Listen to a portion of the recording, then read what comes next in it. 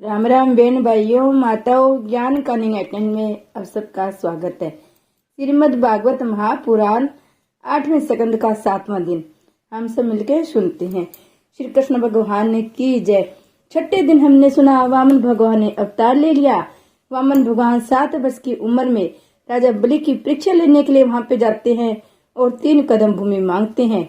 उनके गुरु को पता चल जाता है कि भगवान विष्णु है।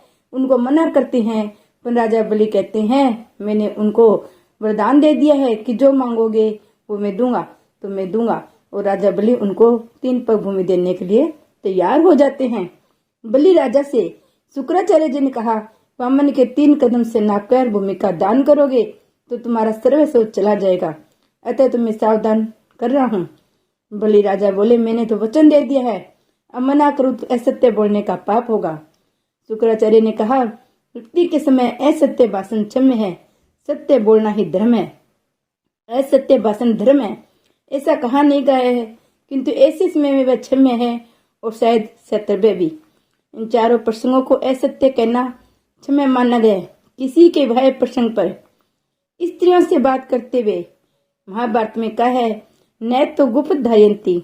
स्त्रियों को श्राप है कि कोई भी बात गुप्त नहीं रख सकती। जब प्राण संकट में पड़ जाए, सत्य बोलने से किसी के प्राण की हत्या होती हो तो असत्य बोल सकते हो। गाय और साधु संत तपस्वी ब्राह्मणों की रक्षा के हेतु राजन तुम्हारे सिर पर प्राण संकट आ खड़ा हुआ है, अपने वचन से मुकर जाओ। वामन जी से मना कर दो, ऐसे समय में वचन भंग से कोई दोष नहीं होता है।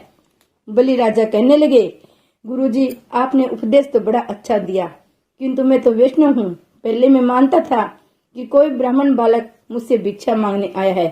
अब मैंने जाना है कि साक्षात विष्णु भगवान मुझसे भिक्षा मांगने आए हैं, तो फिर मैं नारायण को क्यों न अपना सर्वस्व अर्पित कर दूं। मैं वचन को भंग नहीं करूंगा। हम वैष्णव तो सेवा करते समय ठाकुर जी के चरणों में सब कुछ रख देते हैं। आपने बताया है कि साक्षात विष्णु है, बड़ी अच्छी बात है। ये मेरे इष्ट देव विष्णु हैं। ये मेरे घर आज बाल स्वरूप में दान मांगने आए हैं, तो मैं अपना सर्वस्व इनके चरणों में न्यौछावर कर दूंगा। दाता की महिमा न्यारी है, लेने वाले की नहीं। जगत में मेरी प्रतिष्ठा होगी। शुक्राचार्य जी समझाने लगे, तीसरा चरण रखने के लिए भूमि बचेगी नहीं, अतः वे तुम्हारे सिर पर पाव रखकर तुम्हें नरक में भेज देंगे। बलि राजा बोले, मुझे नरक का कोई भय नहीं है। पाप करके नरक में जाना अच्छा नहीं है, किंतु परमात्मा को सर्वस्व अर्पित करके नरक में जाना भी अच्छा ही है। संपत्ति के सन्मार्ग से उपभोग करने के चाहे जितने विघ्न क्यों न झेलने पड़े, शांति ही मिलती है। इस लोक में और परलोक में सुखी होना है तो धन का उपयोग विवेक से करो। धन का सदुपयोग न होगा तो मृत्यु पर्यंत शांति नहीं मिलेगी। बलि राजा बोले, मैं प्रहलाद का वंशज हूँ, मैं वैष्णव हूँ, मैं गले में कंठी धारण करता हूँ, मैं ठाकुर जी को सर्वस्व अर्पित करता हूँ। आज मैं सर्वस्व दान करूंगा। देने के बाद नरक में भी जाना पड़े तो मुझे कोई आपत्ति नहीं है। मैं पाप कर्म से नरक में नहीं जा रहा हूँ, चाहे दान करने से जाना पड़े, मैं तो भगवान का हो जाऊंगा। भगवान के बन जाने के बाद नरक वास करने में भी मुझे कोई आपत्ति नहीं है। एक बार ब्रह्मा संबंध स्थापित होने के बाद तो मेरे प्रभु को भी मेरे साथ नरकवासी बनना ही पड़ेगा। ब्राह्मण को जब दान दिया जाता है तब उसके शरीर में विष्णु का आह्वान किया जाता है। यहाँ तो समय महाविष्णु अपने आप ही आए हैं। गुरुजी मैं ठाकुर जी को सर्वस्व का दान करूंगा। जीव विश्वासघात कर सकता है, किंतु आपत्ति के समय तो भगवान दौड़ते हुए आते ही हैं। मैं प्रभु का हो जाऊंगा और वे मेरे। फिर मैं जहां जाऊंगा वे भी साथ साथ आएंगे, नरक भी मेरे साथ ही जाएंगे। तुकाराम जी ने कहा है, चाहे गर्भवासी होना पड़े चाहे नरकवासी, किंतु यदि मेरे विठ्ठल मेरे साथ है तो कहीं भी मैं जाने को तैयार हूँ। तुकाराम गर्भवास मांगते हैं क्योंकि उन्हें विश्वास है, तुका मैंने गर्भवसी घालावी आमाने। मैं जहां भी जाऊंगा विठलनाथ मेरे साथ साथ आएंगे। गुरुजी हर एक सत्कर्म के समय आप संकल्प कराते हैं, आप सारा कर्म कृष्ण अर्पण कराते हैं। अब आज भी श्री कृष्ण से दान मांगने आए हैं तो मैं इनकार कैसे करूं? आप संकल्प कराइए, कृपया दान का संकल्प कराइए। अपने भगवान को मैं सर्वस्व अर्पित करूंगा। शुक्राचार्य जी मैं संकल्प नहीं कराऊंगा। वामन जी राजन आपके पुरोहित इनकार करते हैं तो मैं संकल्प कराऊंगा।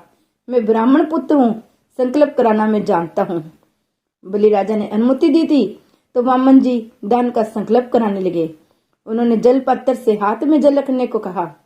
शुक्राचार्य से देखा न गया। उन्होंने सूक्ष्म देह धारण की और जल पात्र की नाली के छिद्र में बैठकर जल का अवरोध रोक दिया। उनके वहां बैठ जाने से जल बाहर नहीं आ सका। शुक्राचार्य का परपक्ष वामन जी की समझ में आ गया। उन्होंने द्रव का एक तरण लेकर जल पात्र की नाली में डाला। ऐसा करने से शुक्राचार्य जी की एक आंख फूट गई। जब भगवान कृपा करते हैं तो एक आंख फोड़ देते हैं।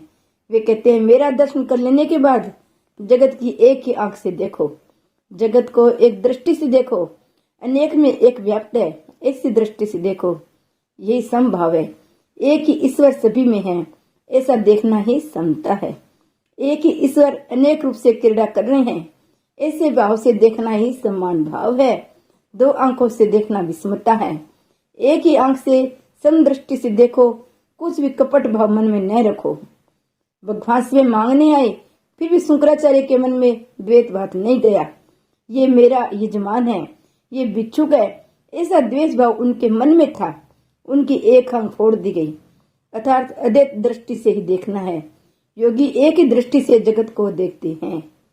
परमात्मा सोचते हैं, दोनों आंखें फूट गई तो मेरे दर्शन कैसे कर पाएगा। परमात्मा के दर्शन होने के पश्चात एक ही दृष्टि से सब कुछ निहारो।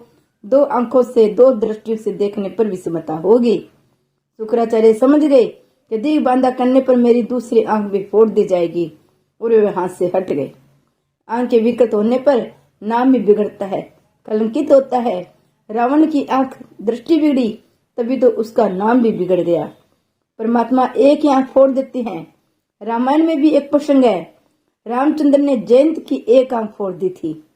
भगवान कहते, एक ही दृष्टि से जगत को देखो, अपने प्राय का भाव छोड़ो, सभी में भगवान का अंश है, ऐसा मानो। एक दृष्टि से देखना समता है, दो आंखों से देखना विषमता है। गीता जी में कहा गया है, समतो योग उचिंते, सर्वे के प्रति समता रखना ही योग है। संकल्प पूर्ण होते ही वामन जी का स्वरूप विराट हो गया। भगवान ने जगत को आवृत कर दिया। सभी स्थानों में उनका ही स्वरूप दिखने लगा। जगत बाहर दशाशूल है। दशाशूल का अर्थ शंकराचार्य ने किया है कि 10 अंगुलियों से प्रभु का वंदन किया जाता है। परमानंद वंदनीय है। वेद भी परमात्मा का प्रतिपादन नहीं कर सकते। सुनिधे साधात्मक रीति से नैतिक कहते हैं। ईश्वर को जानने वाला भी उनके स्वरूप का वर्णन नहीं कर पाता।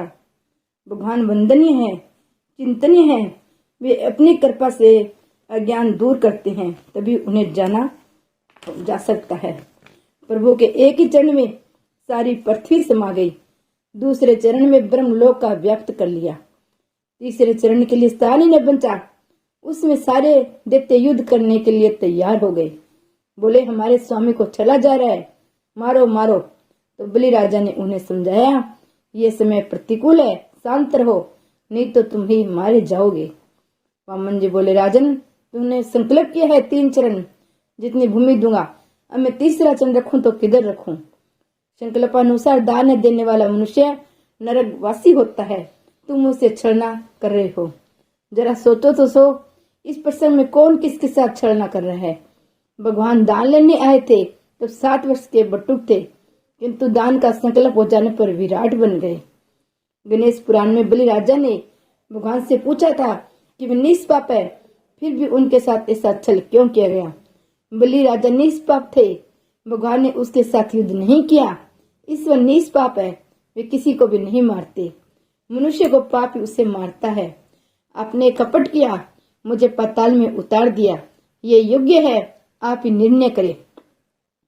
वामन जी ने उत्तर दिया, तुम पूर्ण निष्पापी नहीं हो। यज्ञ के आरंभ में गणपति पूजा की आज्ञा की गई तो तुमने इनकार कर दिया था। मैं विष्णु की पूजा करूंगा। गणपति भी तो विष्णु है, किंतु तुम न माने। ये तुम्हारी भेद दृष्टि थी। जब तक अन्य भगत सिद्ध नहीं हो पाई है, तब तक अन्य देवों में भी अपने इष्ट देव का अंश मानकर उन्हें वंदन करो। इष्ट देव से अन्य भक्ति करो। तुमने शास्त्र की मर्यादा का उल्लंघन किया। तुमने गणपति की पूजा की तो पूज्य भाव से नहीं की। गणपति ने मुझसे प्रार्थना की कि कि तुम्हारे यश में बांधा डालूं, अतः मैं यहाँ आया हूँ। गणपति महाराज विघ्न वर्ता भी है, विघ्न करता भी है। अब मैं तीसरा चरण कहाँ रखूं? भगवान के विराट स्वरूप को देखकर बलि राजा भयभीत हो गए। उसमें सत्व गुण स्वरूप विंध्यावली कहने लगी, ये सब तो तुम्हारी क्रिया भूमि है। इस शरीर पर भी जब जीव का अधिकार नहीं है तो संपत्ति और स्थिति पर कैसे हो सकता है? शरीर मिट्टी से ही बना हुआ है। जीव व्यर्थ ही ऐसा मान बैठता है कि शरीर संपत्ति आदि मेरी अपनी है। वास्तव में ऐसा नहीं है। गीता का आरंभ धर्म शब्द में किया गया है। गीता का प्रथम शब्द है धर्म छत्र। गीता की समाप्ति मम शब्द से की गई है। गीता का अंतिम शब्द है मम। इन दो शब्दों के मध्य में समाई हुई सारी गीता है। मम का अर्थ है मेरा। मम धर्म, मेरा धर्म। धर्म अर्थात सत्कर्म। मेरे हाथों से जो भी सत्कर्म हो पाएगा वही उतना ही मेरा है। मात्र सत्कर्म ही तुम्हारा है, शरीर नहीं। जितना सत्कर्म जीव ने किया होगा उतना ही साथ जाएगा। जितना सत्कर्म करोगे उतना ही तुम्हारा होगा। धृतराष्ट्र ने कहा है, माम का ये मेरे पुत्र है। इस कारण से भगवान के उनके पुत्रों को मारा था। धृतराष्ट्र ने कहा था, माम का पांडवा। अर्जुन ने भगवान से कहा था, शिष्य तसे साधी माँ तवा प्रपनम। मैं आपका हूँ और मैं आपकी शरण में आया हूँ। तब भगवान को उससे अपनाना पड़ा और उसके रथ को चलाना भी पड़ा। मनुष्य ये नहीं जानता है कि उसका अपना क्या है क्या नहीं है। फलत वाद विवाद और संघर्ष होता रहता है। यदि वह समझ पाए कि वास्तव में उसका क्या है तो सारे टट्टे फिसाद मिट जाएंगे। द्रव्य भी के सिवाय कोई अन्य सुख है ही नहीं। आत्मनंदन जैसा भी कोई वस्तु है यह मनुष्य जानता ही नहीं है। अपने हाथों से किया हुआ सत्कर्म ही अपना है। ये जीव नहीं, प्रभु ही स्वामी है। जीव तो मात्र मुनीम है। इस शरीर पर जब जीव की सत्ता नहीं तो किसी वस्तु पर तो कैसे हो सकती है? यमराज की आज्ञा होते ही शरीर का त्याग करना पड़ता है। जगत के कानून वहां नहीं चलते। ये कभी मत भूलो कि तन और मन के स्वामी मात्र परमात्मा ही हैं। किसी भी वस्तु पर जीव का अधिकार नहीं है, स्वामी परमात्मा है। फिर भी जीव मेरा मेरा करता है। जो मेरा मेरा करता है उसे भगवान मारते हैं। जो तेरा तेरा करते हैं उससे भगवान तारते हैं। विंध्यावली ने कहा, हे प्रभु, ये तो आपकी लीला है। आपको कोई क्या दान देगा? मेरे पति ने अभिमानवश दान देना चाहा और दिया। आपको कोई कुछ नहीं दे सकता। सर्वस्व के स्वामी आप ही हैं। इसी कारण से वैष्णव संप्रदाय दान के बदले भेंट शब्द का प्रयोग करते हैं। जो ईश्वर का है वही उन्हें समर्पित करना है। प्रभु, मेरे पति के कथन में गड़बड़ी हो गई। बलि में जो सूक्ष्म अभिमान अब तक रह गया था मैंने दान किया है। इस अभिमान को दूर करने हेतु विंध्यावली ने अपने पति से कहा, ठाकुर जी को प्रणाम कीजिए। भगवान को कौन क्या दे सकता है? उन्होंने जो दिया था वही उन्हें देना है। ये शरीर बंच गया है जो मिट्टी का है। भगवान से कहिए वे अपना तीसरा चरण आपके मस्तक पर ही रखे। मस्तक बुद्धि प्रधान है, उसमें काम का वास है। मस्तक पर भगवान का चरण आने पर उस बुद्धिगत काम का नाश होता है। जो तन मन धन भगवान को अर्पित करता है उसी के मस्तक पर चरण रखने की कृपा भगवान करते हैं। परमात्मा का हाथ या चरण मस्तक पर आने से मस्तक स्थित सूक्ष्म काम का नाश होता है। गोपियां भी तो कहती है, गोपियां गोप गीता में भगवान से कामना करती है कि उनके मस्तक पर उनका कर कमल खिले। गोपी कौन है? गोपी प्रत्येक इंद्रिय से जो भगवत रस का पान कर रही है वही गोपी है। प्रभु से प्रार्थना करो कि अपने चरण मेरे मस्तक पर रखे। बलि राजा ने भगवान से कहा, पद तरते शिष्ण निर्जम, मेरे मस्तक पर ही आप अपना तीसरा चरण रखिए। मस्तक में बुद्धि होती है। बुद्धि में सूक्ष्म रूप से काम समाया होता है। उसको नष्ट करने हेतु अपने मस्तक पर चरण रखने की प्रार्थना बलि ने दी। ऐसा होने पर क्षय काम बुद्धि नष्ट होती है। जीव और ईश्वर के मिलन में बांधक अवरोध काम ही है। मैं ठीक तरह से कहने से कहा, मुझे क्षमा करे। मेरा तो कुछ नहीं है, आपका जो है वो आपको दे रहा हूँ। मेरा अपराध क्षमा करे।